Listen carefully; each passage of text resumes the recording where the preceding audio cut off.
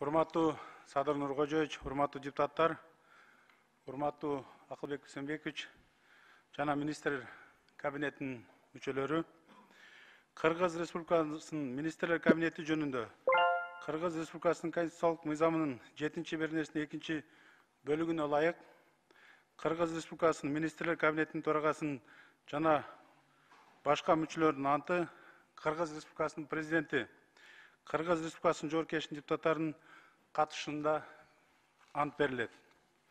Андыктан министрлер кабинетинин айрым мүчөлөрүнүн ант берүү аземин баштоого уруксат этиңиздер. Ант берүү үчүн Кыргыз Республикасынын тышкы иштер министри Казакбаев Руслан Айтбаевичти борбордук трибунага чакырабыз. Мен Казакбаев Руслан Айтбаевич Кыргыз Республикасынын тышкы иштер министринин кызматына киришип жатып, Кыргыз Республикасынын конституциясын, мыйзамдарын ыйык сактоого, өзүмдүн милдеттеримди ак ниет жана таза аткарууга жана Кыргызстан элине кызмат кылууга ант беремин. Берген антымды бузганым үчүн Кыргыз Республикасынын мыйзамдарына ылайык жоопкерчиликти тартууга даярмын. Ант берүү үчүн Кыргыз Республикасынын өзгөчө кырдаалдар министри Ажикеев Бообек Эргешевичти борбордук трибунага чакырам.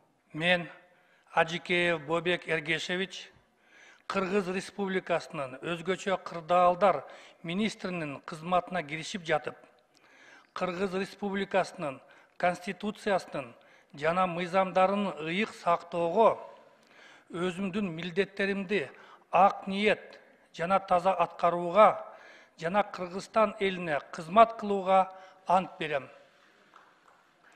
Берген антымды бузганым үчүн Кыргыз Республикасынын мыйзамдарына ылайык жоопкерчиликти тартууга даярмын.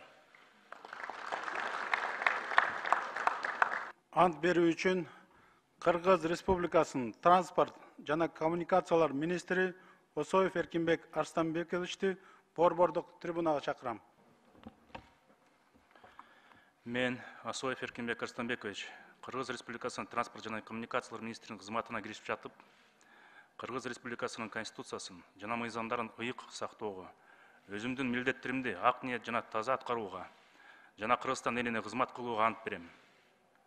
Берген антымды бузганым үчүн Кыргыз Республикасынын мыйзамдарына ылайык жоопкерчиликти тартууга даярмын. Ант берүү үчүн Кыргыз Республикасынын санариптик өнүктүрүү министри Иманов Талантбек Орускуловичти борбордук трибунага чакырам. Мен Иманов Талантбек Орускулович Кыргыз Республикасынын санариптик өнүктүрүү министринин кызматына киришип жатып, Кыргыз Республикасынын конституциясын жана мыйзамдарын ыйык сактоого, өзүмдүн милдеттеримди ак ниет жана таза аткарууга жана Кыргызстан элине кызмат кылууга ант берем. Берген антымды бузганым үчүн Кыргыз Республикасынын мыйзамдарына ылайык жоопкерчилик тартууга даярмын. Ант берүү үчүн Кыргыз Республикасынын билим берүү жана илим министри Бешаналиев Алмазбек Бешаналиевичти борбордук трибунага чакырам. Мен Бешаналиев Алмазбек Бешаналиевич Кыргыз Республикасынын билим берүү жана илим министринин кызматына киришип жатып, Кыргыз Республикасынын конституциясын жана мыйзамдарын ыйык сактоого, өзүмдүн милдеттеримди ак ниет жана таза аткарууга жана Кыргызстан элине кызмат кылууга ант берем. Берген антымды бузганым үчүн Кыргыз Республикасынын мыйзамдарына ылайык жоопкерчиликти тартууга даярмын. Урматтуу депутаттар, ушуну менен Кыргыз Республикасынын министрлер кабинетинин айрым мүчөлөрүнүн ант берүү аземи аяктады. Жогорку кеңештин атынан жана өзүмдүн атымдан бүгүн ант берген министрлер кабинетинин мүчөлөрүнө иштерине ийгилик, берген антына бекем болуп, элибизге ак кызмат кылышына баарыбыз тилектешпиз, ишиңерге ийгилик каалайбыз. Сөз Кыргыз Республикасынын президенти Жапаров Садыр Нуркожоевичке берилет. Саламатсыздарбы, урматтуу депутаттар, кадырлуу эл өкүлдөрү. Эң алды менен кече жакында эле белгиленген мамлекеттик туубуздун 30 жылдыгы менен куттуктап кетүүгө уруксат этиңиздер. Мыйзам чыгаруу бийлиги мындан туура 30 жыл мурун Кыргыз элинин байыркы тарыхында мамлекеттүүлүгү болгонун, анын далили катары кызыл байрагы желбиреп келгенин дүйнө элине жеткирип, мамлекеттик туу жөнүндө мыйзам кабыл алып берген эле. Мына ошондуктан ошол кездеги эл өкүлдөрүнө жана алардын мураскор катары бүгүнкү Жогорку Кеңеш депутаттарына ыраазычылык билдирем.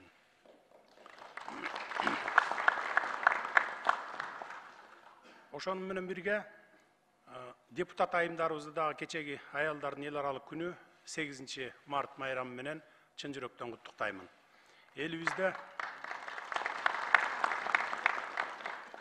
Элибизде эзелтеден эле кыз кишиге өзгөчө мамиле, сый урмат көрсөтүп келгени белгилүү. Бүгүн дагы жалпы аял затына, анын ичинде сиздерге бардык жакшылыктарды каалайм, бар болуңуздар. Ал эми бүгүнкү Жогорку Кеңеш жыйынында мыйзамга ылайык эл өкүлдөрүнүн жана президенттин алдында ант берген жаңы министрлерибизге тилегим, эл үчүн кызмат кылам деп берген антыңыздарды эстен чыгарбасаңыздар. Бийликтин жүзү аткаруу бийлигинин, башкача айтканда, мына урматтуу министрлер сиздердин ишиңиздер аркылуу ачылат.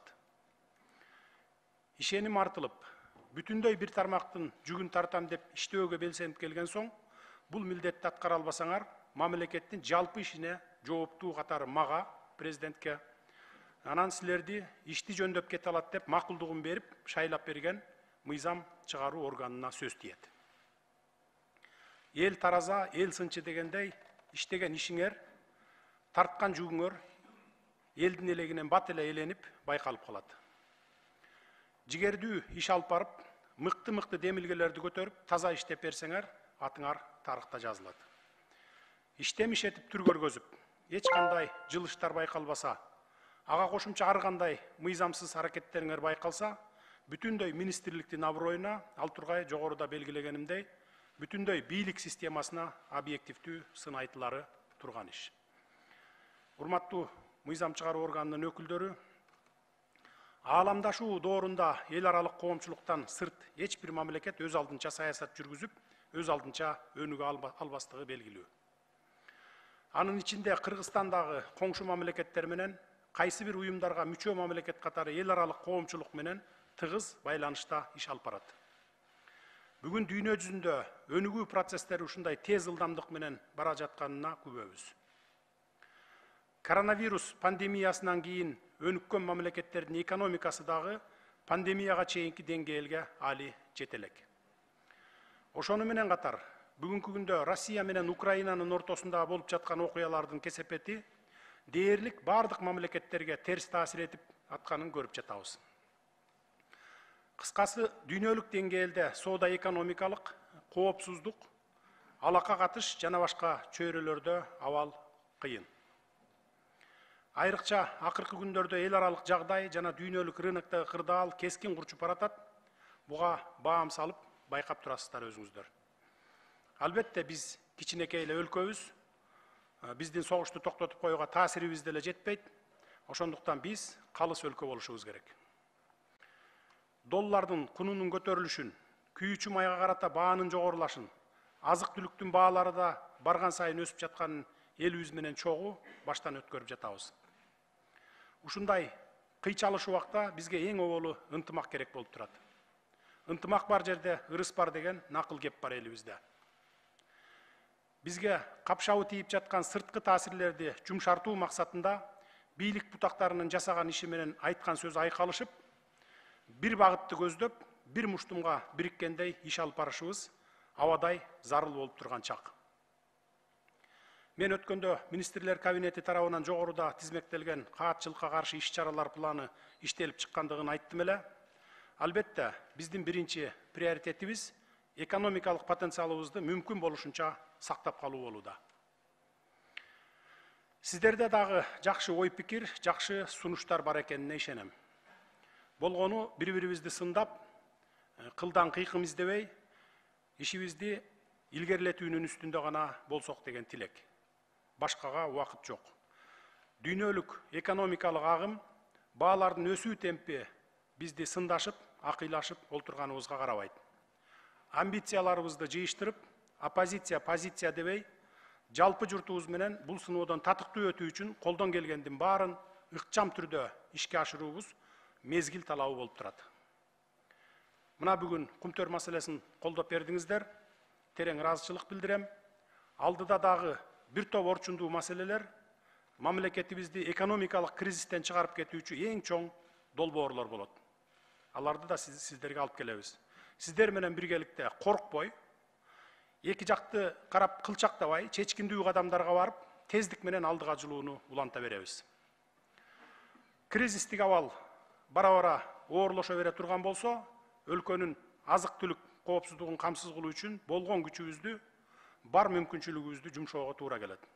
Андыктан министрлер кабинети негизги басымды айыл чарбасына жасап, айдоо жерлерибизди кысыр калтырбай эгин эгип, жалпы эле айыл чарба продуктыларын өндүрүү менен аларды кайра иштетүүгө өзгөчө көңүл буруп жатканы дагы ушундан. Кудайга шүгүр, мээнеткеч иштегенден талбаган дыйкан элибиз бар. Алар болгону сугат суу, таза үрөн, жер семирткич жана арзан насыя гана талап кылып келе жатышат. Биз колубузда болгон акчабызды баарын бердик, 26 миллиард. Албетте бул сумма бардык дыйкан фермерлерди быйыл эле дүңүнөн насыя менен камсыз кылып койгонго жетпейт. Ошондуктан эмдиги жылдарга дагы караштырып жатабыз.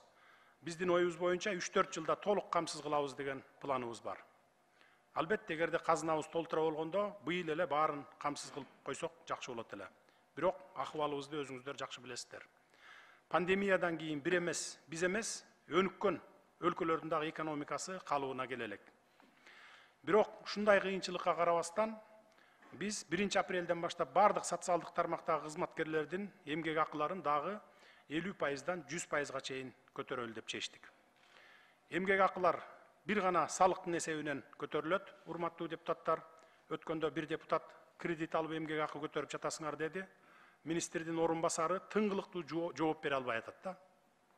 Же өзү билбейт, министрдин орун басары, же даяр эмес. Ал орун басардын боюнча министрлер кабинетинин төрагасына тапшырма бердим. Кызматка татыктуу эмес болсо бошотуш керек. Азыр кызматка биз тааныш билиш же бирөөнүн көңүлү үчүн кармап отурганга акыбыз да жок. Бизди убакыт күтпөйт. Иштейм деген элдин талаптарын орундатып, саясатын жөндөп бере албасак, бийлик бутактарында отуруп, элге кызмат кылып атабыз деп айтпай эле коелук. Берекелүү түшүмдүн эң башкы себеби эле сугат суусу, ошол үчүн суу өмүр булагы деп айтылат. Бул багытта өкмөт жыл башынан бери эле ирригация системасын жолго коюуга, каналдарыбызды тазалоого тийиштүү каражат бөлүп, алардын натыйжалуу пайдаланышына бекем көзөмөл жүргүзүп жатат. Тармактык министрликтердин дал ушул багытка жооп берген орун басарлары жүргүзүп жаткан иштери, бөлүнүп жаткан каражаттар тууралуу парламент жыйындарында маалымат берип, ар бир каражаттын кайда, кандай жумшаларын чечмелеп берип жатат деп ойлойм. Кыскасы, эмгекчил элдин койгон талабын өз учурунда аткарып, жаздын бир күнү жылга тете дегенди эстен чыгарбай, эл менен тыгыз иштешүүгө маани беришибиз зарыл. Ыкчам чечүүнү талап кылган маселелер боюнча мен өткөндө да айттым эле, министрлер кабинетинин чоң жыйынына келип, өз маалында маселе коюп, жообун алсаңыздар болот. Министрлер кабинетинин толук курамынын жыйыны ар бир 5-күн сайын кечки саат 18:00-дө өтүп турат. Ар бир депутат үчүн эшик ачык. Сиздер барып катышканга акылуусуздар. Сөзүмдүн акырында ишибиздин ыкчам жүрүш үчүн тыгыз байланыштагы ыкмалар, иш аракеттер менен кызматташуу болсо деген тилегим бар. Жогоруда белгилеп айтканымдай, ынтымагыбыз бекем болгондо гана көздөгөн максатыбызга жетебиз. Буга сиздер да макулсуздар деп ойлойм. Ишиңиздерде ийгиликтер болсун, эл өкүлү катары эл үчүн иштейбиз деп келген максатыңыздар ишке ашсын. Кыргызстаныбызда тынчтык өнүгүү болсун. Рахмат көңүл бурганыңыздарга. Саламатта калыңыздар.